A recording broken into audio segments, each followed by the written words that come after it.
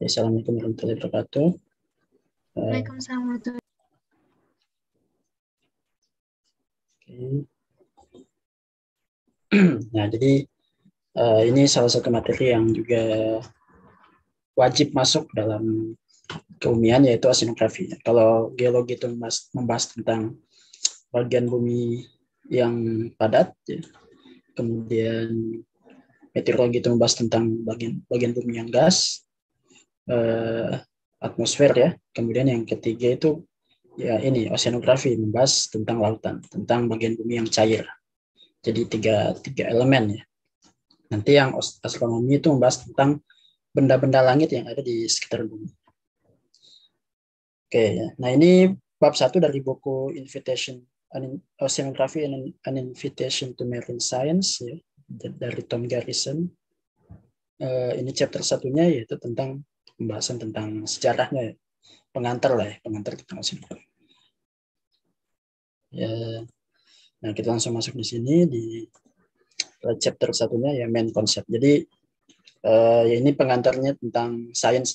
Jadi dijelaskan di sini, science is a systematic process of asking question about the observable world by gathering and then studying information. Nah, jadi yang namanya sains itu diawali atau dia itu merupakan suatu proses yang sistematis, ya. Sistematis. Jadi penelitian ilmiah, ya, itu adalah proses yang sistematis. Awal mulanya dari apa? Dari asking question, ya. Bertanya, sama seperti kemarin, ya, di geologi. Pertanyaannya adalah mengapa pantai-pantai kenapa pantai di Amerika Selatan dengan di Afrika itu nyambung. Nah, itu pertanyaan tuh. Nah, terus cara menjawabnya itu adalah teori. Nah, jadi asking question. Jadi memang sains itu tugasnya adalah bertanya dan menjawab, ya. Bertanya dan menjawab. Jadi ada pertanyaan kemudian dijawab. Nah, pertanyaannya harus about, ya, harus tentang observable world, ya. Dunia yang bisa diobservasi, dunia yang bisa kelihatan. Jadi bukan hal-hal yang goib lah kalau dalam bahasa agama. Jadi hal-hal yang bisa dilihat oleh mata manusia, gitu. Nah, bagaimana cara menjawabnya? Cara menjawabnya adalah dengan gathering dan studying information. Jadi dengan mengumpulkan, ya, gathering itu mengumpulkan, dan mempelajari informasi, mempelajari data-data. Nah, jadi sains itu menjawab pertanyaan yang tadi ini, questions yang tadi ini, itu dengan data, gitu. Jadi harus ada datanya, harus ada faktanya, fakta di lapangan. Kemudian faktanya itu studi, dipelajari, ya, dikaji, gitu, dianalisis, dihitung, dibuatkan tabel, dibuatkan grafik, nah macam-macam cara mempelajari data. Nah, gitu. Atau diteliti di lab, nah itu juga sama. Jadi informasi atau data-data itu dikumpulkan kemudian dipelajari. Nah, sains itu menginterpret, ya, menerjemahkan raw information, ya, informasi yang yang mentah, dengan by constructing a general explanation with which the information is compatible, ya. Dengan membangun sebuah penjelasan umum, ya, explanation umum, general explanation, berdasarkan informasi yang kompatibel tadi. Explanation inilah yang kita kenal sebagai teori. Nah, jadi kalau misalnya teori pembentukan bumi, ya, atau teori pembentukan tata surya dengan teori nebula, nah itu teori, cara untuk menjelaskan kenapa bisa ada tata surya yang dia dikelilingi oleh planet-planet. Jawabannya adalah dengan teori nebula. Dan teori nebula itu munculnya dengan berbagai macam data. Atau bagaimana munculnya alam semesta, dijelaskan dengan teori Big Bang. Bagaimana munculnya spesies yang banyak, dijelaskan dengan teori evolusi. Jadi itu berbagai macam teori, ya, penjelasan dari data-data yang bisa dilihat, yang bisa dikumpulkan untuk menjawab pertanyaan-pertanyaan tadi. Nah, explanation atau teori ini itu may change, ya, bisa berubah. Nah, jadi teori itu dia tidak absolut, gitu, tidak absolut. Dia selalu progresif, gitu, selalu berubah. Tergantung apa? As our bisa berubah seiring dengan our knowledge and powers of observation change. Tergantung kepada pengetahuan dan kekuatan observasi kita, kekuatan kita untuk melihat benda-benda itu berubah. Contohnya misalnya dulu belum ada mikroskop, ya. Sehingga orang tuh belum tahu bahwa partikel terkecil itu adalah atom. Dulu masih di partikel terkecil itu belum atom gitu. Tapi semenjak ditemukannya berbagai macam alat untuk observasi, mikroskop, bahkan mikroskop SEM gitu ya, scanning electron mikroskop sampai perbesaran yang ribuan kali. Nah, itu pengetahuan kita itu bertambah. Makanya teori-teori itu bisa berubah. Nah, makanya kalau di fisika itu ya, di fisika hukum Newton itu ternyata baru diketahui dia tidak berlaku untuk semua benda. Ya, dia tidak berlaku untuk semua benda. Dia hanya berlaku untuk benda-benda yang kecepatannya jauh di bawah kecepatan cahaya. Tapi kalau benda-benda yang kecepatannya mendekati kecepatan cahaya, dia pakai teori relativitasnya Einstein. Ya. Jadi nggak pakai Newton lagi.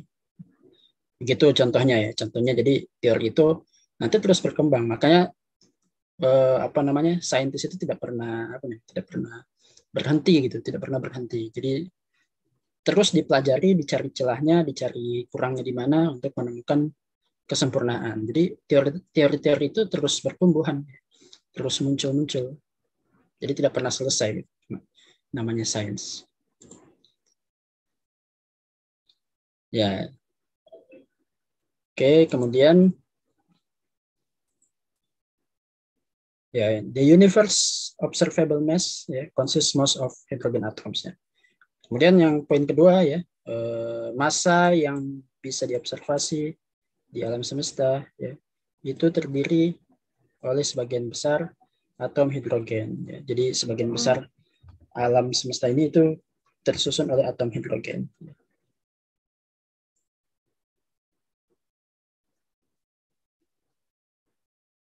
Kemudian kalau ada atom-atom yang lain ya, yang kayak besi ya, kemudian logam-logam yang lain ya, the heavy elements ya, heavy elements yang kita lihat di sekitar kita itu dulunya dibentuknya itu di bintang. Jadi reaksi fusi ya, reaksi fusi di inti bintang itu menghasilkan atom-atom yang berat, termasuk besi, nikel yang ada di bumi itu diperkirakan berasal dari sisa-sisa bintang yang kemudian masuk ke dalam bumi. Kemudian our solar system ya, tata surya kita adalah hasil dari akumulasi unsur-unsur yang terbentuk di bintang dan terdistribusi di dalam ruang angkasa ya, melalui proses kataklismik ya, proses peledakan gitu, proses peledakan. Nah, kemudian di bumi ya, ini yang kita sudah bahas kemarin, Earth is density stratified. Jadi bumi itu lapisannya itu terbagi berdasarkan densitas, terbagi berdasarkan massa jenis. Jadi massa jenis yang berbeda itu membentuk lapisan-lapisan. Makanya di bumi itu ya ini, that is as Earth form ya, gravity pulled the heaviest materials ya, iron and nickel to its center as lighter minerals rose to the surface. Jadi material-material yang berat ya seperti besi dan nikel ya, yang penyusun inti bumi itu ketarik ke tengah karena pusat gravitasi kan di tengah, di pusat ya, ke center. Sementara yang mineral-mineral yang lebih ringan itu naik ke permukaan seperti silikon ya, kemudian aluminium, kemudian magnesium, besi ya, besi yang sudah berikatan dengan ini ya, dengan unsur lain itu naik ke permukaan membentuk kerak bumi, membentuk mantel ya. Nah, itu sejarahnya ya, kenapa bisa terbentuk lapisan-lapisan, karena perbedaan densitas, perbedaan massa jenis. Kemudian Earth's first solid surface ya, permukaan bumi yang padat pertama, maksudnya permukaan bumi pertama yang padat ya, pada pertama kali, karena dulu ketika bumi baru terbentuk itu wujudnya belum padatan, tapi masih berupa lava pijar, jadi kayak cairan panas ya, yang belum memadat di bagian permukaan. Nah, sementara bagian permukaan pertama yang padat itu terbentuk sekitar 4,6 miliar tahun yang lalu. Jadi terbentuknya itu pada 4,5 miliar tahun lalu. Nah, itu batuan pertama. First solid surface. Permukaan padat yang pertama kali ada.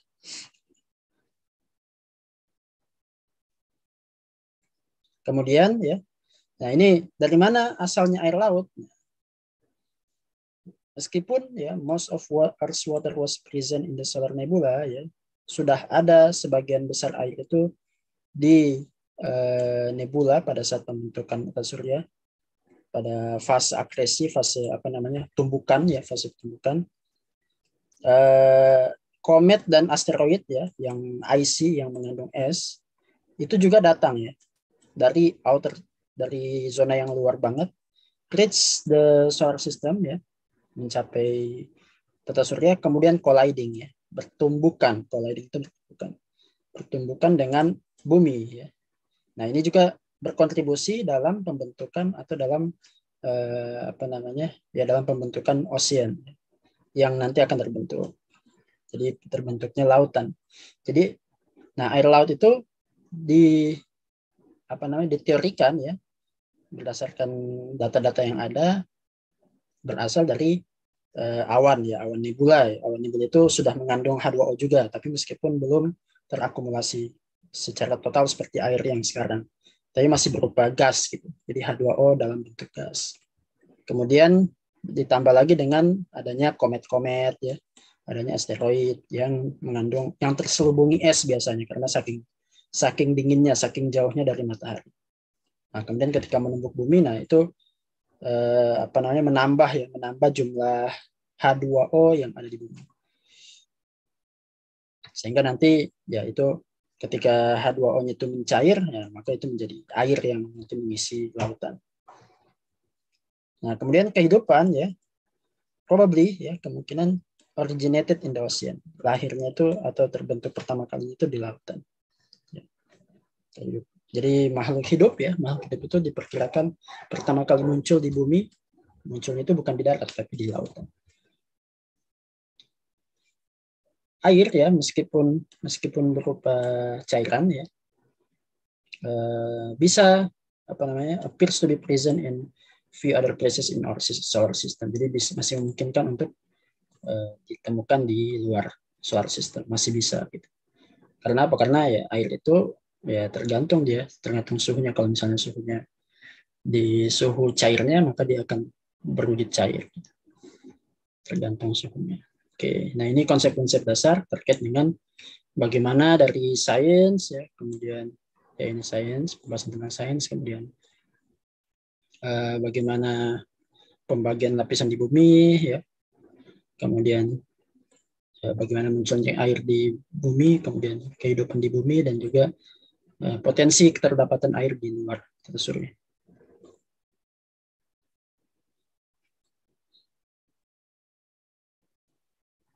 Nah, kemudian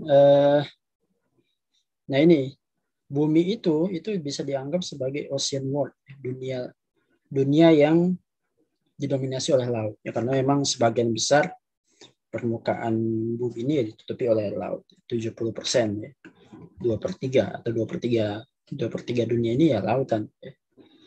Di bawah very thin atmosfer ya, atmosfer yang sangat tipis, sebagian besar permukaan bumi is covered by a liquid water, tertutupi oleh air yang cair ya, a liquid water ocean dengan ketebalan 3.396 meter, dengan ketebalan rata-rata ya, kedalaman rata-rata 3.700 meter atau 3.800 ya mendekati.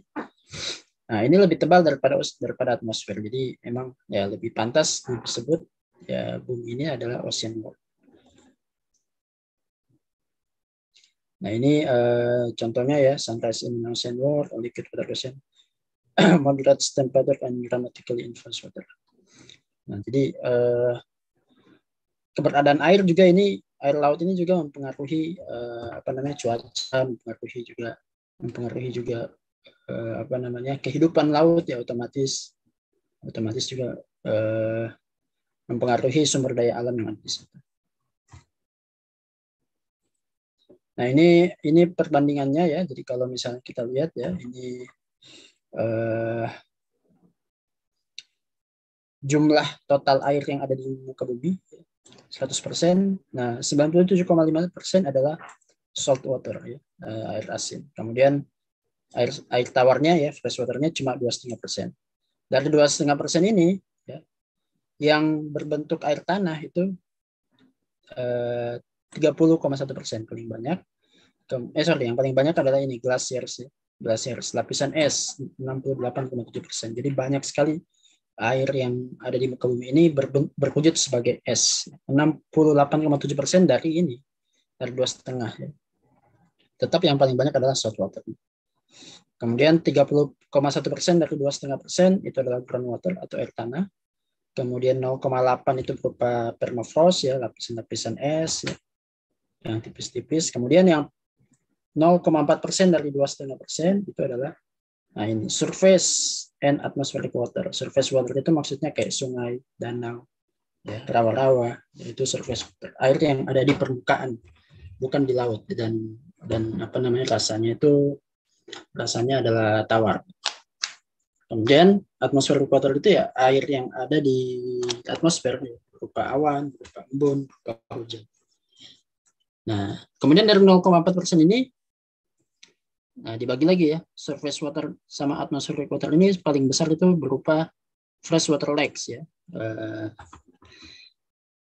air danau yang air danau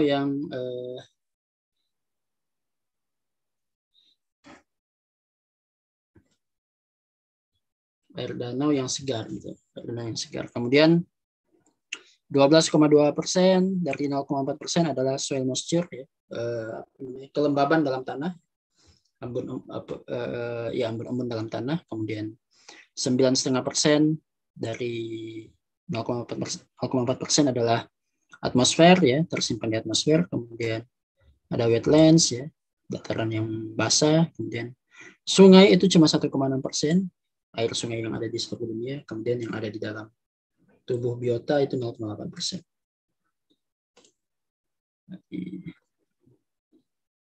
Oke ya. Nah, itu adalah kondisi proporsi dari air yang ada di muka bumi. Sebagian besar masih berupa salt water. Jadi memang lautan ini luas sekali. Jadi kalau kita mau mempelajari tentang air di bumi ya pelajari salt waternya.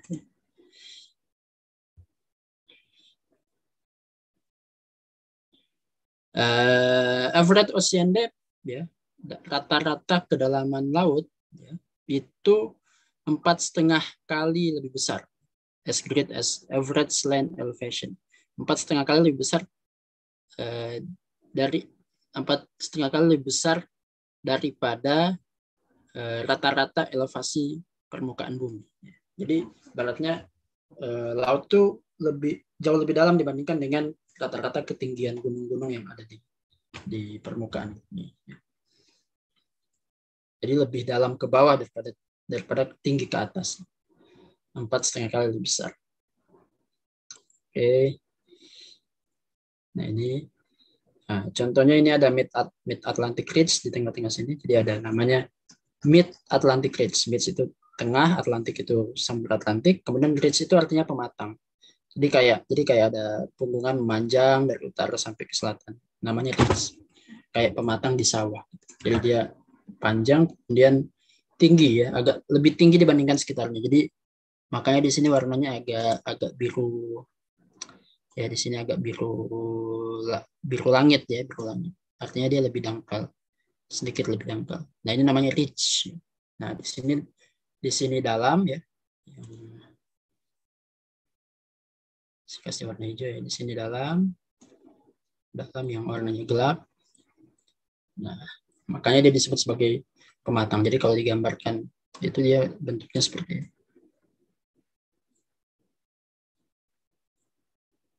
Ya.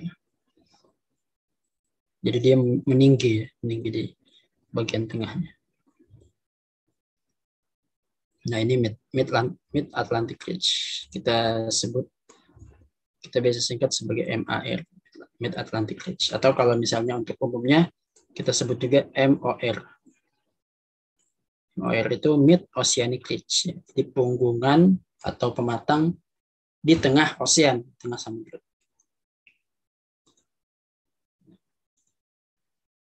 Nah, kemudian ada namanya ini Ocean Deep Spot ya di Palu Mariana.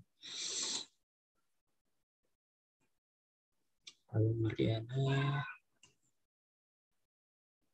Ya, posisinya di sini di Filipina ya. Oke. Kemudian Earth's highest mountain itu ada di Hawaii. Jadi gunung tertinggi ya kalau diukur dari dasar gunungnya ya, itu di Hawaii, Kepulauan Hawaii, gunung tertinggi. Kalau Himalaya itu ya dia tingginya dihitung dari permukaan laut ya 8.000 meter. Tapi kalau yang di Hawaii ya, gunung-gunung di Hawaii itu bisa sampai 12.000 meter, 12 kilo. Tapi dia tenggelam, posisinya dari bawah laut, dari dasar laut. Oke, karena dia terbentuknya di kerak samudra. Ya. Kemudian ada Pacific Ocean Basin, Earth's largest feature. Jadi cekungan Samudra Pasifik. Jadi Samudra Pasifik itu kalau misalnya kita kosongkan, dia itu akan berbentuk seperti ini, ya, seperti baskom gitu, baskom yang dalam sekali. Nah, batasnya itu yang garis hijau ini. Makanya disebut sebagai basin. Ya. Basin itu artinya cekungan. Oke.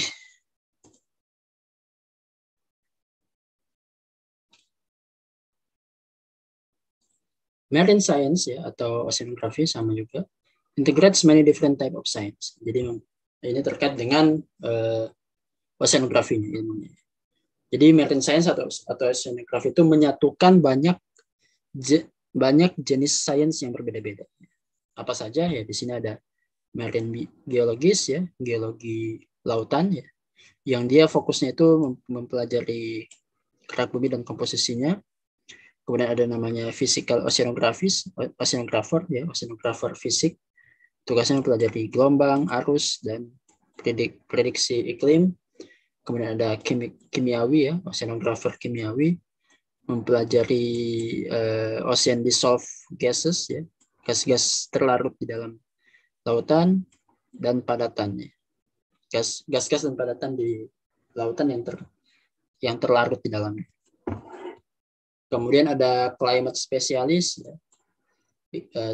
Spesialis iklim, yang tugasnya itu menginvestigasi peran lautan, ya, peran samudra di bumi dalam perubahan iklim. Ya. Jadi perubahan iklim itu ternyata dipengaruhi juga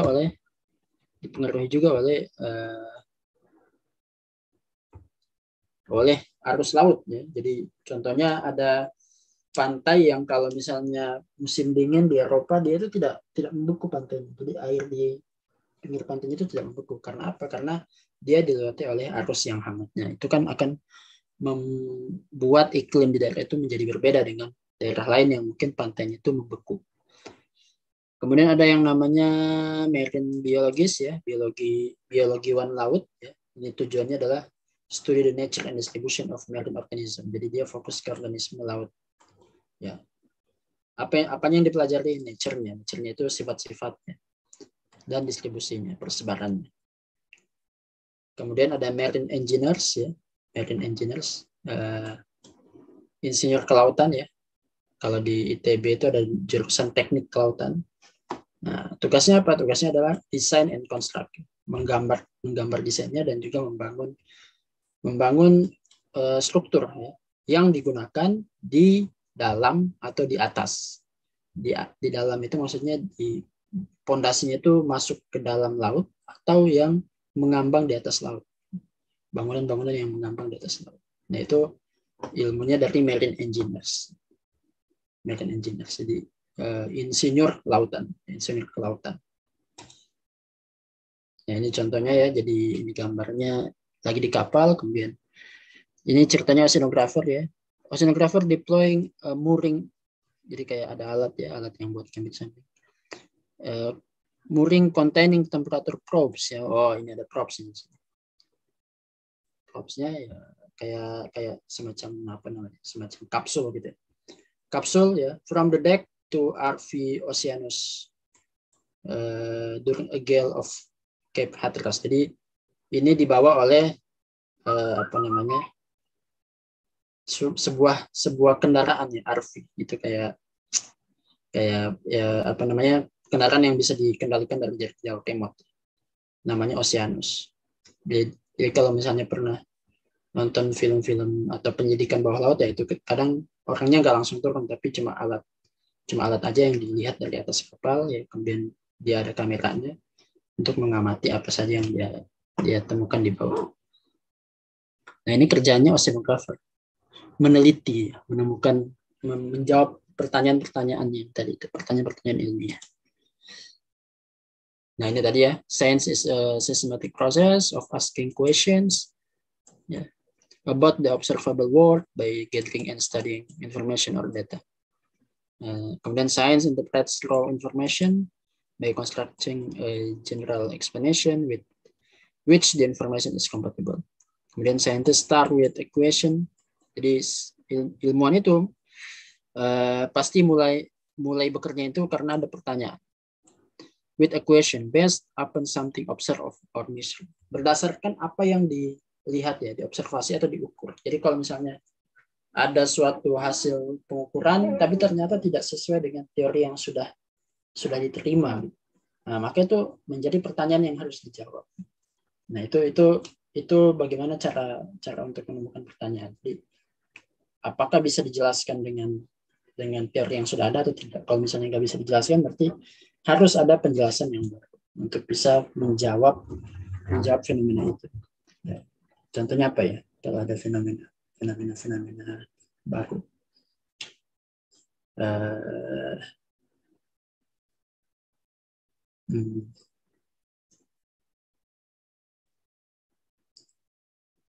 Oh ya, contohnya mungkin ya, ini contoh sederhana aja. Mungkin kayak kemarin ya, gempa di Flores ya. Gempa di Flores itu gempanya di laut ya, kemudian magnitudonya juga besar, 7, sekian, dan diduga akan terjadi tsunami. Tapi ternyata tidak terjadi tsunami. Nah, itu contohnya. Kenapa bisa tidak terjadi tsunami padahal ada apa namanya? Ada gempa yang besar dan juga posisinya di laut, pusatnya di laut. Nah, ternyata jawabannya adalah karena sumber gempanya itu berasal dari patahan ya, yang bertipe patahan geser namanya. Jadi patahan geser, bukan patahan yang naik atau patahan yang turun. Nah, itu contoh cara menjawab pertanyaan. Jadi ada suatu pemahaman tapi tidak sesuai dengan prediksi. Nah, diprediksikan akan tsunami tapi ternyata tidak. Nah, bagaimana menjelaskannya? Menjelaskannya dengan data ya, dengan data. Nah, kemudian ada namanya hipotesis. Hipotesis itu adalah tentative explanation, penjelasan sederhana, kesimpulan sementara kalau kita sering sebut, kesimpulan sementara. Jadi kayak explanation yang masih bisa berubah ya, tentatif. Tentatif itu kan masih bisa berubah. Tapi kira-kira benar, tapi masih bisa berubah. Jadi disebut sebagai hipotesis, tentative explanation. Berdasarkan apa? For the observation or measurement atau pengukuran. Ya, yang mana observasi dan pengukurannya itu bisa ditested, ya, bisa diuji dan bisa diverifikasi. Dengan apa? Dengan further observation, dengan observasi yang lebih jauh lagi.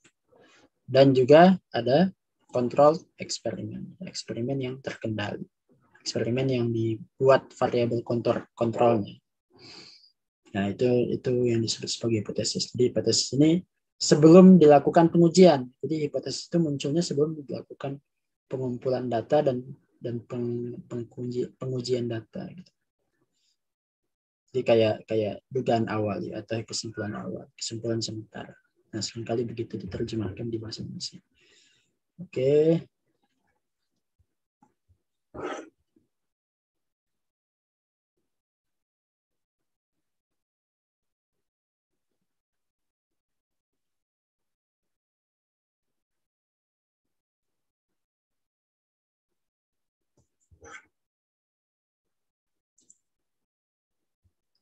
Nah, baru setelah itu ada namanya eksperimen. Eksperimen itu adalah is a test that simplifies observation. Pengujian yang menyederhanakan observation in nature. Jadi eksperimen itu biasanya dilakukan di skala lab gitu. Skala lab. Jadi kayak dibuat ideal ya. Misalnya kayak ya kalau kemarin misalnya pada saat COVID ya, rame-rame COVID. Nah, vaksin itu bagaimana tuh cara eksperimennya? Nah, itu dieksperimenkannya itu di hewan ya, di hewan yang punya enzim yang mirip dengan manusia ya.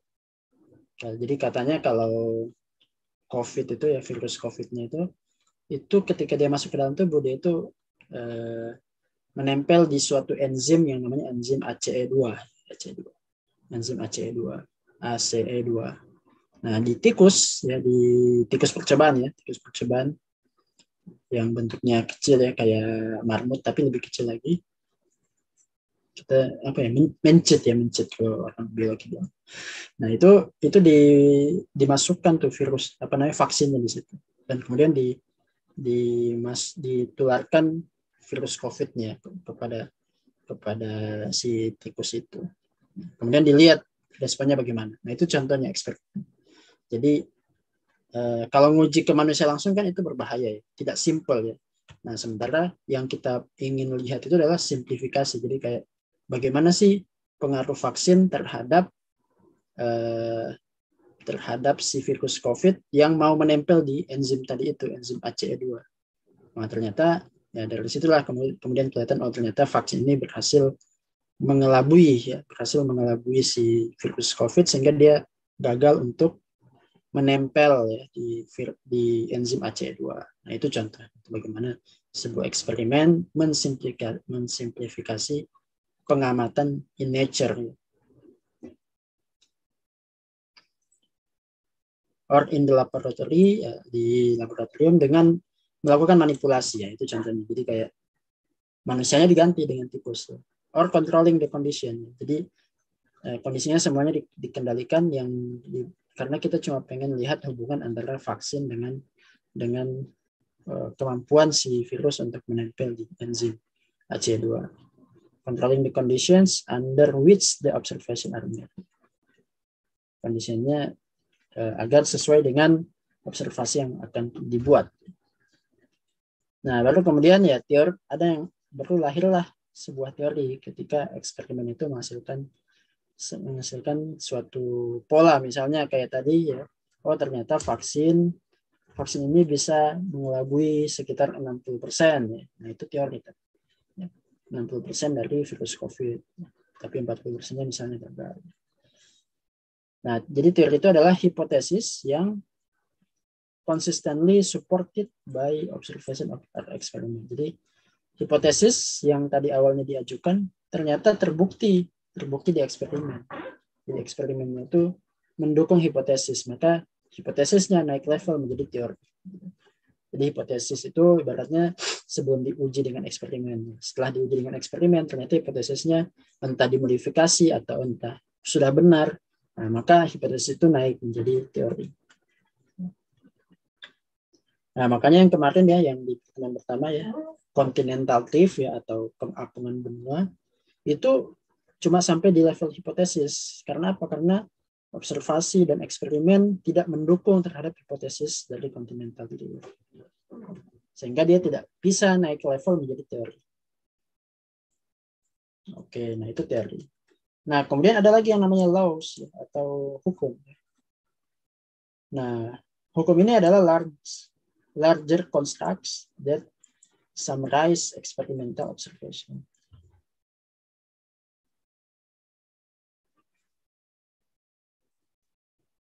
Jadi ini lebih luas lagi ya, lebih umum lagi dan ibaratnya merangkum dari semua observasi eksperimental. Contoh misalnya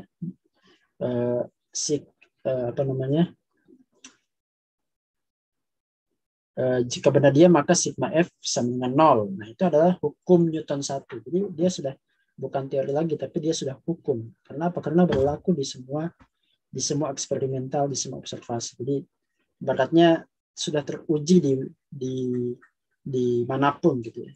Nah itu maka menjadi hukum.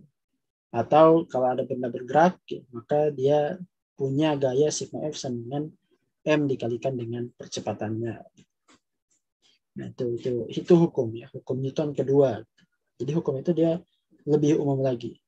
Jadi ibaratnya sudah dilakukan di banyak pengamatan, dilakukan di banyak pengumpulan data, dilakukan di banyak observasi, ternyata hasilnya sama terus sesuai dengan teori yang tadi. Ya. Teorinya naik level lagi menjadi hukum. Nah, allow summarize observation while a theory provides an explanation for the observation. Jadi kayak allow, hukum itu summarizes ya, jadi kayak dia menyimpulkan ya, mengumumkan observasi. Jadi hasil observasi bisa dijelaskan semuanya dengan hukum.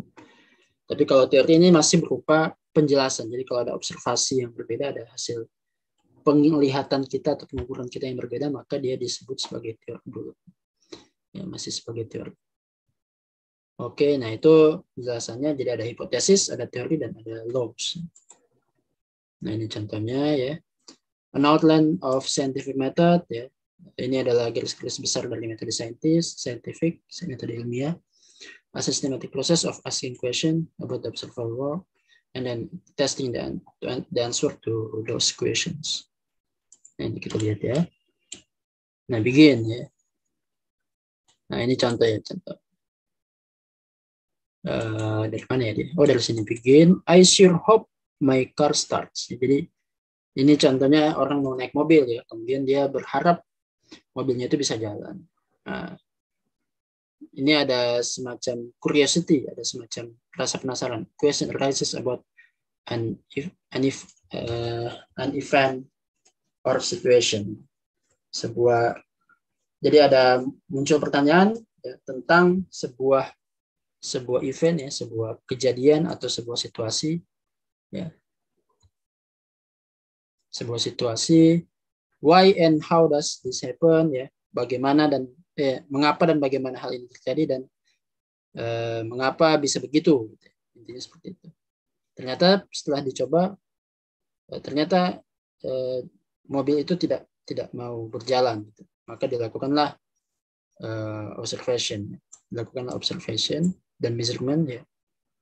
Apa yang terjadi ya, kemudian dilihat semuanya kejadiannya, kronologisnya, apakah kuncinya sudah dimasukkan ya, akinya cukup atau bensinnya gimana.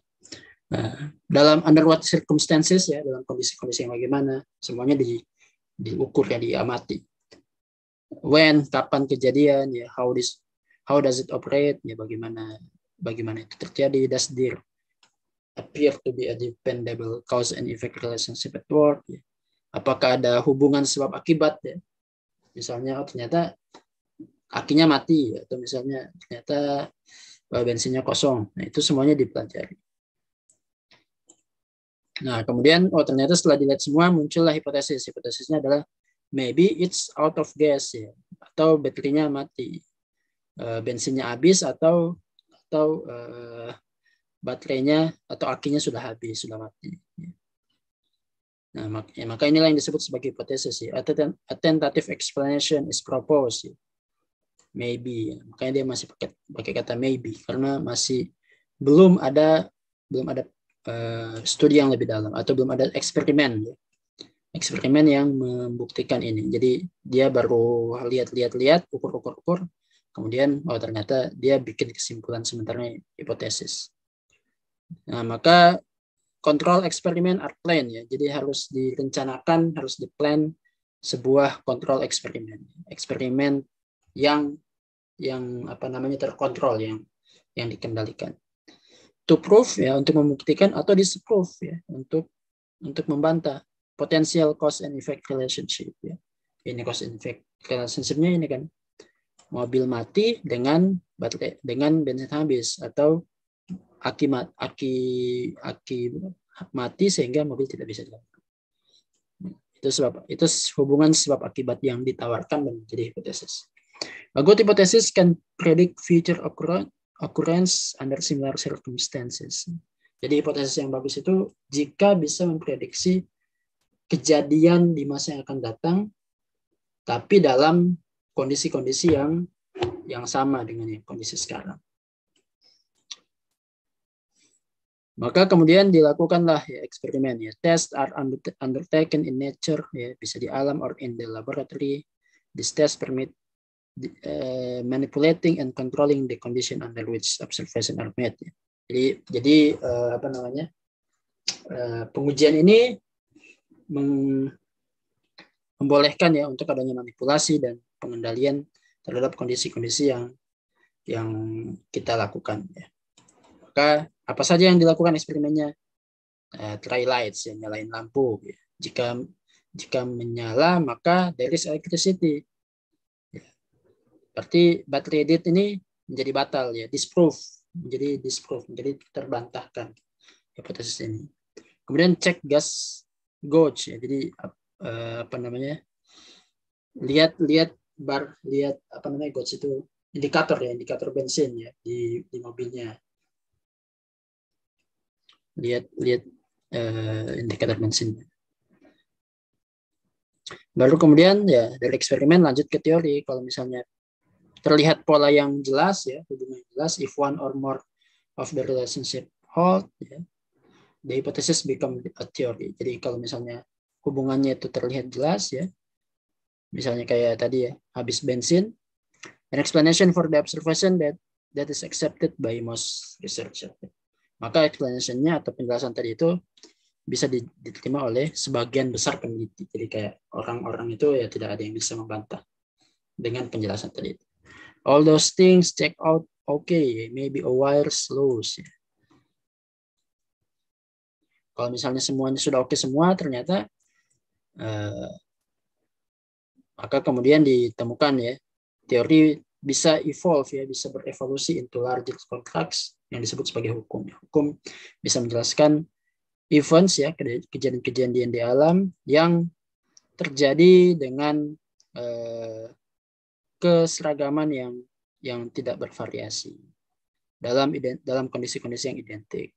Jadi bisa dibilang laws atau hukum-hukum itu summarize experimental observation. Jadi kayak menyimpulkan dari hasil-hasil pengamatan dan eksperimen. Aha, that was it.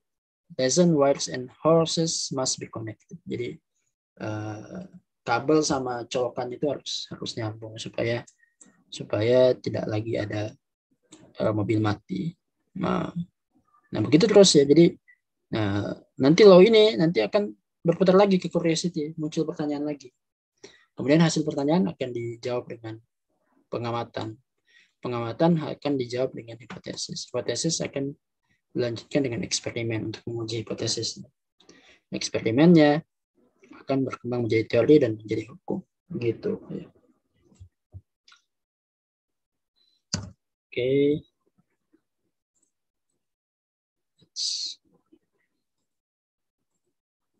Ini polanya seperti tadi. Nah, sekarang itu tadi prinsip-prinsip sains ya. Kemudian kita masuk ke dalam pembahasan tentang lautnya ya. To understand the ocean, we need to understand how it formed and evolved through time. Jadi untuk memahami lautan, kita perlu ya, we need to understand, kita perlu untuk memahami how it formed, ya, bagaimana dia terbentuk, and evolved through time, dan berevolusi seiring berjalannya waktu. Jadi samudra itu dia bukan sesuatu yang statis, dia juga dinamis, banyak perubahan ya, banyak perubahan di dalamnya dan banyak aktivitas proses-proses di dalamnya, sehingga supaya kita bisa memahami ocean di masa depan itu akan seperti apa dan ocean di masa lalu itu bagaimana, maka yang harus kita lihat adalah perubahan-perubahan yang terjadi pada saat ini. Ya, jadi makanya buku terus ya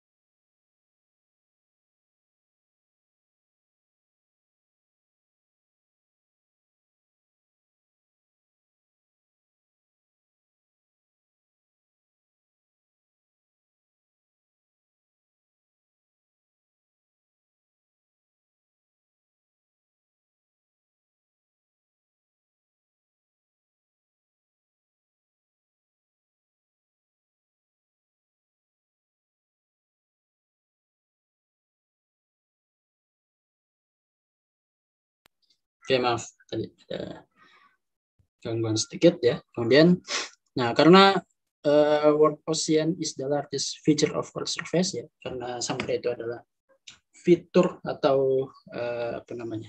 Fitur itu bahasa Indonesia apa ya? Komponen terbesar ya dari permukaan bumi. Maka scientists believe the origin of the ocean is linked to Earth's origin. Jadi karena sebagian besar permukaan bumi ini lautan, maka asal mula dari lautan ini itu pasti ada hubungannya dengan asal mula pembentukan bumi. Jadi otomatis kita harus paham juga pembentukan bumi bagaimana. Nah, the origin of Earth is linked to that of the solar system and the galaxies. Dan otomatis ketika kita mempelajari asal mula pembentukan bumi, maka itu ada hubungannya dengan pembentukan tata surya dan juga pembentukan galaksi tempat kita tinggal, galaksi Bima Sakti. Oke.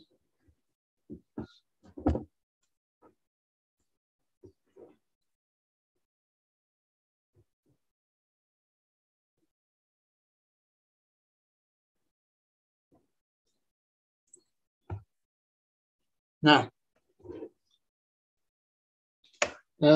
tadi disebutkan di awal ya, Earth was formed of material made in stars. Jadi bumi itu terbentuk oleh material-material yang semulanya itu terbentuk di bintang-bintang. Nah, jadi kayak material macam atom-atom besi, kemudian atom-atom nikel. Nah, itu terbentuknya dari bintang-bintang. The universe apparently had a beginning called the Big Bang. Jadi alam semesta memiliki permulaan, had a beginning called the Big Bang, yang disebut sebagai Big Bang, yang terjadi that occurred ya sekitar 13,7 billion years ago, 13,7 miliar tahun yang lalu. Nah, itu awal mula terbentuknya universe ya, semesta. All of the mass and energy of the universe was concentrated at geometric point at the beginning of space and time. Semua massa dan energi ya dari alam semesta saat ini ya, bintang-bintang, kemudian ada atom, ada batuan-batuan ya, semua atom itu ngumpul di satu titik ya, geometric point ya, benda yang kecilnya itu sebesar bola kasti katanya pada waktu itu.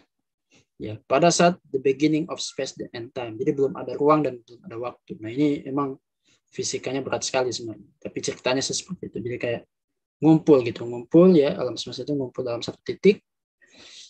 Tapi semua massa itu masuk di situ. Jadi kecil tapi padat banget. Jadi densitasnya tinggi sekali. The moment when the expansion of the universe began.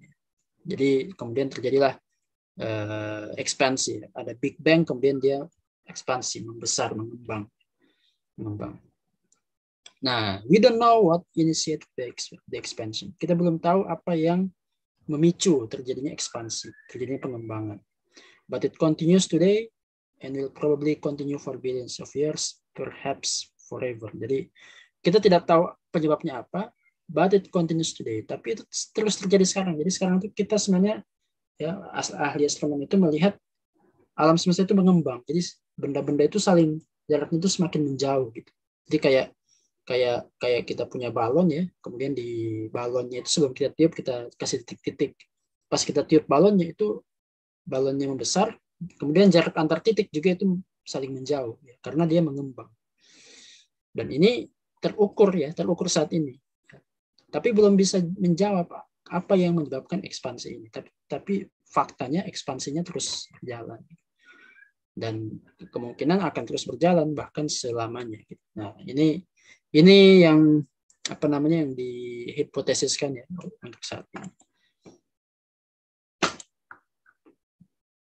Nah, kemudian di dalam dari hasil dari pengembangan itu ya, kemudian kita tahu lah ada namanya galaksi ya. Kemudian galaksi itu mengandung ya, stars and planets are contained within galaxy. Ya, jadi bintang-bintang dan planet-planet itu terkandung di dalam galaksi. Nah, ini contoh gambaran lah, visualisasi dari Milky Way galaxy.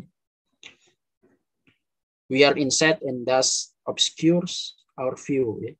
But this painting is good guess about what our galaxy looks like based on many different types of observation.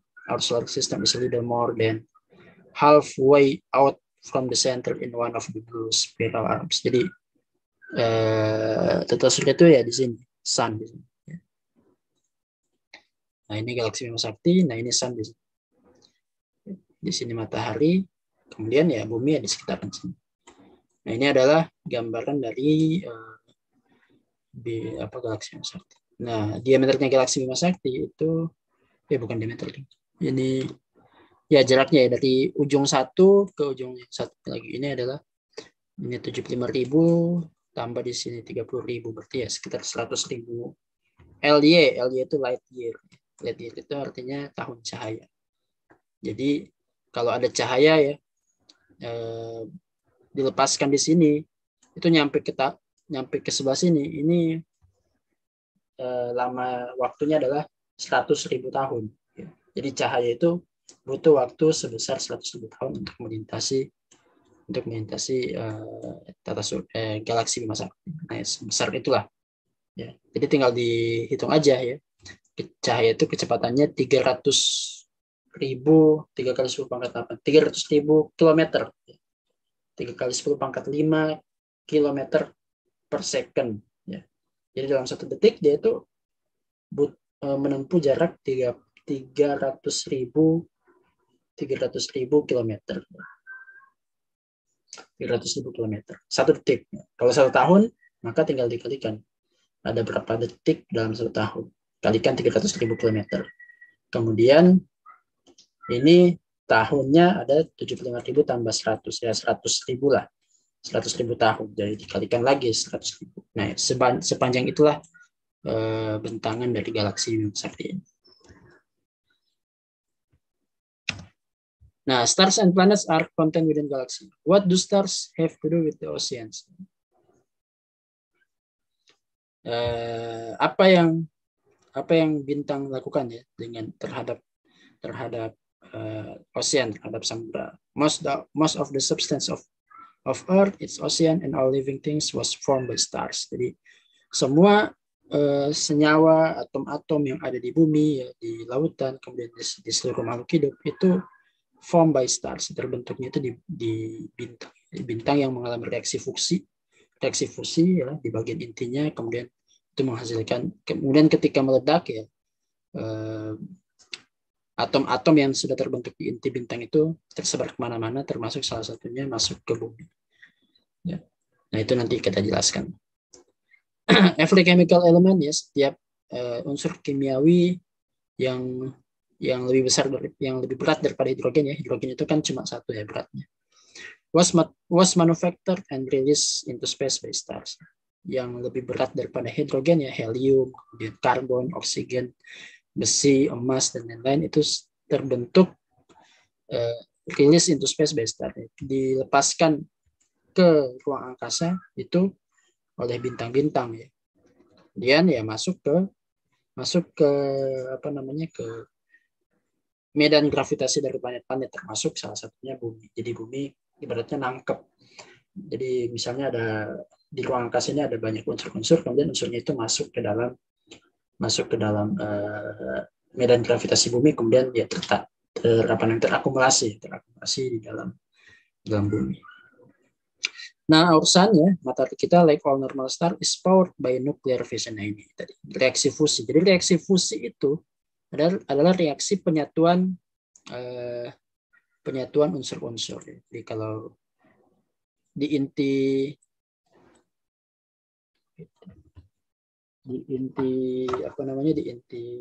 intinya bintang ya, termasuk matahari itu ya awalnya itu cuma ada hidrogen. Nah, di dalam ilmu fisika ada namanya nuclear fusion. Jadi penyatuan inti, fusi itu artinya penyatuan, kemudian nuklir itu inti atom. Jadi hidrogen ditambah hidrogen, nah itu nanti menghasilkan ya helium yang nomornya 2. Jadi ini 1 tambah 1 dapat 2. Nah kemudian nanti helium ditambah helium. Aduh,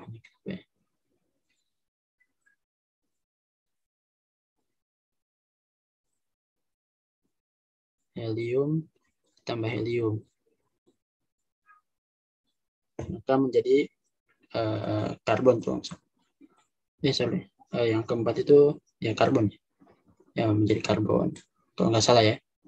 Nah, ini karena apa? Karena 2 ditambah 2. Nah, begitu seterusnya. Jadi karbon tambah karbon nanti akan berubah menjadi unsur yang lain. Misalnya nitrogen. Dan seterusnya.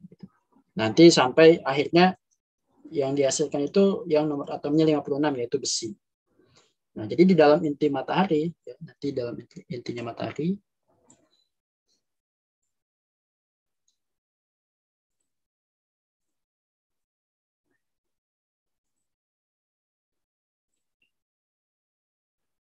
nah, dalam intinya matahari ini nanti ya di sini ada banyak unsur-unsur di sini. Nah, ketika dia mati meledak ya, unsur-unsurnya ini tersebar kemana-mana. Nah, termasuk salah satunya masuk ke bumi. Ketika dia meledak. Oke, ya, itu hasil dari nuclear fission yang kemudian bintangnya berhenti beroperasi dan mati. Nah, ini contoh ya aktivitas di matahari. A filament of hot gas erupts ya from the face of our sun. Jadi filamen dari gas yang panas ya mengerupsi ya, tererupsi dari permukaan bumi. Dari permukaan matahari. Like our normal stars, the sun is powered by nuclear fusion. Ya, yaitu apa? Yaitu the welding together. Jadi the welding together of small atoms to make larger ones. Jadi nuclear fusion itu adalah penyatuan ya atom-atom kecil untuk membentuk atom yang besar.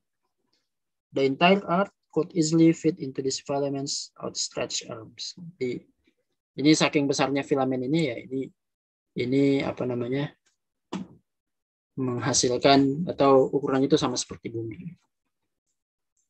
Oke. Ilustrasi seperti itu. Stars make heavy elements from lighter ones. Ini saya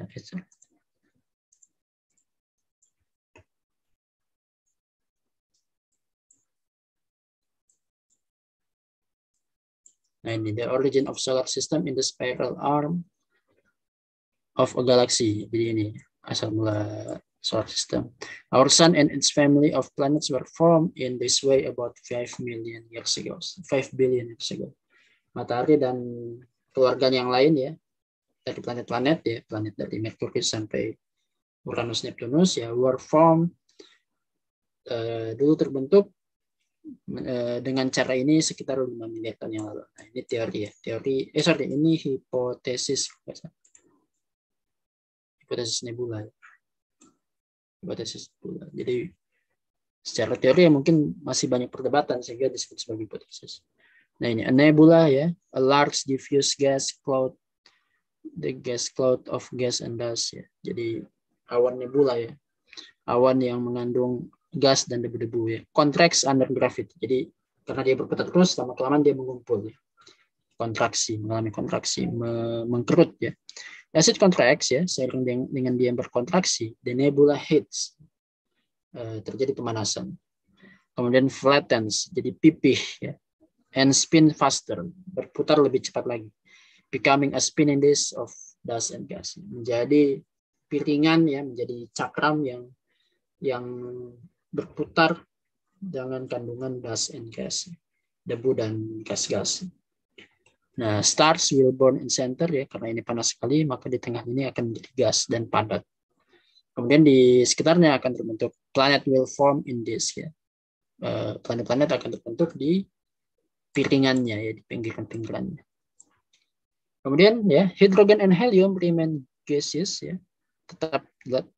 hydrogen dan helium tetap dalam kondisi gas ya, but other materials can condense into solid sheets for building planets ya. Jadi material yang gede-gede ya, yang berat-berat itu membentuk sebuah, di sini disebutkan sebagai benih padatan yang nanti itu akan menjadi batuan-batuan yang di sekitar ini yang nanti akan membentuk planet-planet. Warm temperatures allow only metal or rock sheets to condense in the inner solar system. Sementara yang di bagian Ini di bagian dalam ya, di bagian dekat dengan pusat.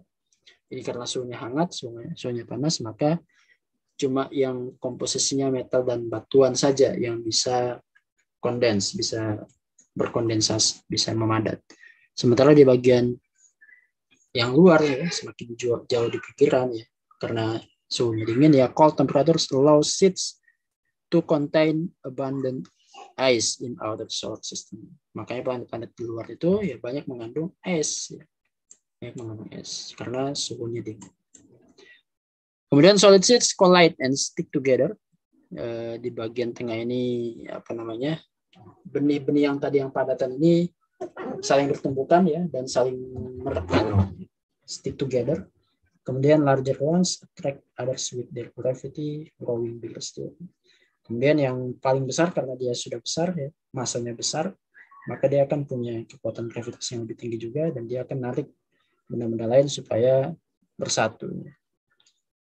Sehingga di bagian tengah ini akan sangat besar. Kemudian ya akan terbentuk ya terrestrial planets are built from metal and rock. Di sini akan terbentuk planet-planet yang sifatnya terrestrial. Terrestrial itu artinya planet-planet yang sifatnya mirip bumi ya. Dari kata terra itu artinya bumi, bahasa Latin. Terrestrial artinya planet-planet yang komposisinya itu seperti bumi ya, yaitu Venus, Merkurius, dan bumi dan Mars ya. Jadi komposisi utamanya adalah metal and rock. Sementara di luar yang jauh-jauh, the seeds of gas giant planets grow large enough to attract hydrogen and helium gas. Jadi di sini komposisinya dominannya gas dan gasnya ini narik ngumpulin semua gas-gas hidrogen dan helium ya, making them into giant sehingga besar-besar bentuknya giant seperti apa namanya Jupiter dan Saturnus. Itu ukurannya besar tapi komposisinya gas, tidak ada batuan. Mostly gaseous planets ya. Sebagian besar merupakan planet-planet gas ya, kemudian terbentuk bulan-bulan ya, moons form in disk ya, bulan-bulan terbentuk di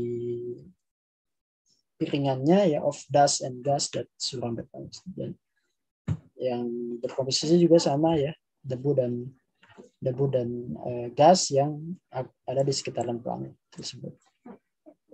Kemudian nanti ya ini sudah selesai ya, terbentuk seperti ini. Terrestrial planets remain in the inner solar system ya. Planet-planet yang sifatnya terrestrial yang seperti bumi itu posisinya dekat dengan matahari. Kemudian gas giant planets remain in outer solar system. Jupiter, Saturnus, Uranus, Neptunus itu di bagian-bagian. Leftovers from the formation process become asteroid and comets. Yang tidak bergabung menjadi planet itu tetap dalam bentuk komet dan asteroid ya, batuan semua di sini. Oke, nah kurang lebih seperti itu proses terbentuknya tata surya ya melalui teori nebula. Solar system formed by accretion. Tata surya terbentuk melalui proses akresi, proses akumulasi. Nah ini planet building progress ya, accretion of planets occurs when small particles climb into large masses.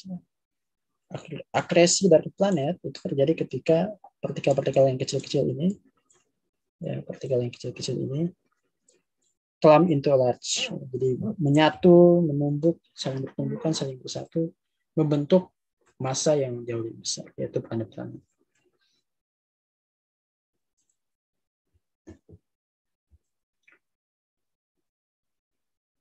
Nah, kemudian ya ini, how did Earth become density stratified? Ya, bagaimana caranya bumi itu bisa apa namanya bisa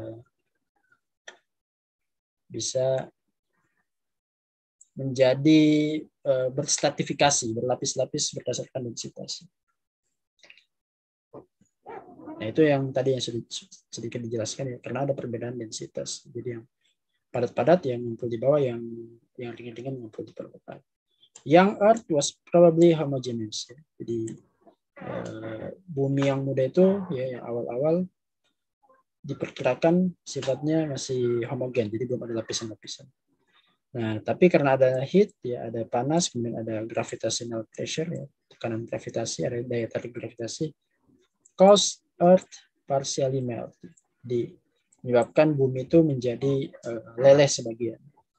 Kemudian ya dengan adanya gaya gravitasi dan pulled the iron, menarik besi into the center of the earth, ke bagian tengah dari bumi.